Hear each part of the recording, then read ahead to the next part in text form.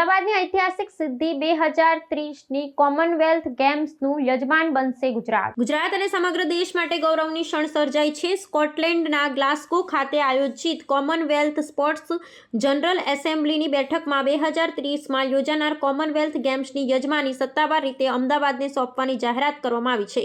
આ મહત્વપૂર્ણ નિર્ણયના 74 રાષ્ટ્રના પ્રતિનિધિઓએ સર્વાનુમતે ભારતની દાવેદારીને સમર્થન આપ્યું હતું. દિલ્હીમાં 2010ના આયોજન બાદ 2 દાયકા પછી ભારતને ફરીથી આ આંતરરાષ્ટ્રીય રમત મહોત્સવનું આયોજન કરવાની તક મળી છે, જેની શતાબ્દી આવૃત્તિનું સાક્ષી હવે અમદાવાદ બનશે. આ ઐતિહાસિક જાહેરાતને વધાવતા રાજ્ય સરકાર રમતગમત મંત્રાલયે આને વડાપ્રધાનના વિકસિત ભારત 2047ના સ્વપ્ન તરફ એક મહત્વનું પગલું ગણાવ્યું છે. અમદાવાદમાં નિર્માણાધીન સરદાર વલ્લભભાઈ પટેલ સ્પોર્ટ્સ એન્કલેવ અને નરેન્દ્ર મોદી સ્ટેડિયમ જેવી વિશ્વસ્તરીય સુવિધાઓ આ ગેમ્સ માટે કેન્દ્રબિંદુ બની રહેશે.